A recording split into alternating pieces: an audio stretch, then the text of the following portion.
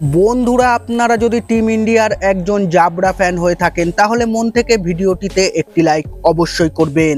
মাথায় আকাশ ভেঙে পড়ল টিম ইন্ডিয়ার। নকআউট ম্যাচের আগেই ছিটকে গেলেন রোহিত শর্মা ও শুভমন গিল। এলো ভয়ঙ্কর আপডেট। কি পুরো ঘটনা বিস্তারিত জানাবো বন্ধুরা। তার আগে ভিডিওটি পুরো দেখার আবেদন রইল এবং চ্যানেলে নতুন এসে থাকলে চ্যানেলটিকে সাবস্ক্রাইব করবেন। চ্যাম্পিয়ন্স ট্রফির গ্রুপ এ থেকে সবার আগে পেয়ে গিয়েছে প্রথম দুই সেমিফাইনালিস্ট। সবার আগে রোহিত শর্মার টিম ইন্ডিয়া সেমিফাইনালের টিকিট কেটে ফেলেছে। এরপর মিচেল স্যান্টনারের নিউজিল্যান্ড চলে গিয়েছে শেষ চারে। আগামী 2 মার্চ এই দুই দল মুখোমুখি হতে চলেছে। জেতা হারায় কারোরই কোনো অসুবিধা হবে না নকআউটের রাস্তায়। তবে যে দল জিতবে সে দলের রান রেট প্রভাব ফেলবে সেমিফাইনালে। চ্যাম্পিয়ন্স ট্রফির গুরুত্বপূর্ণ ম্যাচের আগেই দুবাই থেকে এলো ভয়ঙ্কর আপডেট। মাথায় আকাশ ভেঙে পড়ল টিম ইন্ডিয়ার। প্রশ্ন উঠছে, নকআউটের আগেই কি তাহলে ছিটকে গেলেন অধিনায়ক রোহিত শর্মা ও শুভমন গিল? ফিটনেস সংক্রান্ত কারণে দেশের দুই ওপেনারকে বৃহস্পতিবার অনুশীলনে দেখা যায়নি। রোহিত গিলকে নিয়ে রীতিমতো চিন্তায় ভারতীয় শিবির। পাকিস্তানের বিরুদ্ধে খেলতে গিয়েই নাকি রোহিত হ্যামস্ট্রিং এ চোট পেয়েছেন। রোহিত অনুশীলন না করলেও সাইডলাইনে দাঁড়িয়েছিলেন। পাকিস্তানের বিরুদ্ধে ফিল্ডিং করার সময় রোহিত চোট পেয়েছিলেন বলে মনে করা হচ্ছে, যার ফলে ব্যাট করতে নেমে কিছুক্ষণের জন্য তাকে মাঠের বাইরে থাকতে হয়েছিল। সাইন আফ্রিদির ইয়র্কারে আউট হওয়ার আগে 15 বলে ঝোড়ো 20 রান করেছিলেন তিনি। রোহিতের চোট যথেষ্ট উদ্বেগজনক না হলেও শুভমনকে নিয়ে চিন্তা থাকছে। ভারতের তারকা ওপেনারের শরীর ভালো নেই বলেই খবর।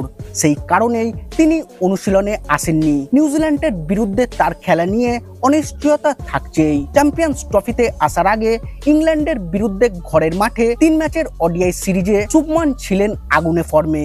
নাগপুরে 87, কটকে 60 ও আহমেদাবাদে 112 রান করেছিলেন তিনি। ভারতীয় দলের সহ অধিনায়কের দায়িত্ব পেয়ে শুভমন যেন অশ্বমেধের ঘোড়ার মতো ছুটছেন। চ্যাম্পিয়ন্স ট্রফিতে বাংলাদেশের বিরুদ্ধে অপরাজিত 101 রানের ইনিংস খেলার পর পাকিস্তানের বিরুদ্ধে করেছিলেন 46 রান। দলের সরাসরি কোনো ব্যাকআপ ওপেনার না থাকায় গিল সময় মতো সেরে উঠতে না পারলে ভারতকে বিকল্প অনুসন্ধান করতেই হবে।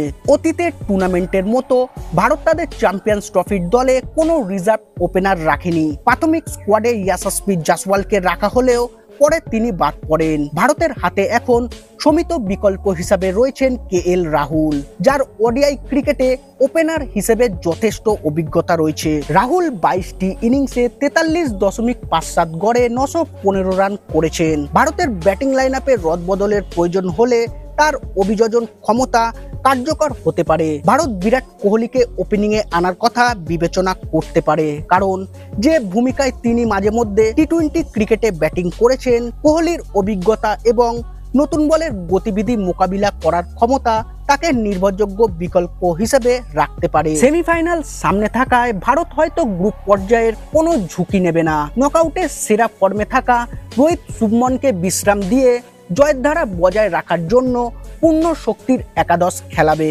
ভারতীয় দল এই দুয়ের অনুপস্থিতি সম্পর্কে মুখ খোলেনি। তবে ম্যাচের দিন যত এগিয়ে আসছে, ভক্ত এবং বিশ্লেষকরা আপডেটের দিকে নজর রাখছেন। যদি রোহিত শুভমন মাঠের বাইরে বসেন তাহলে মিডল অর্ডারে তাদের গভীরতা এবং অভিযোজন ক্ষমতা প্রদর্শনের বিরল সুযোগ হবে।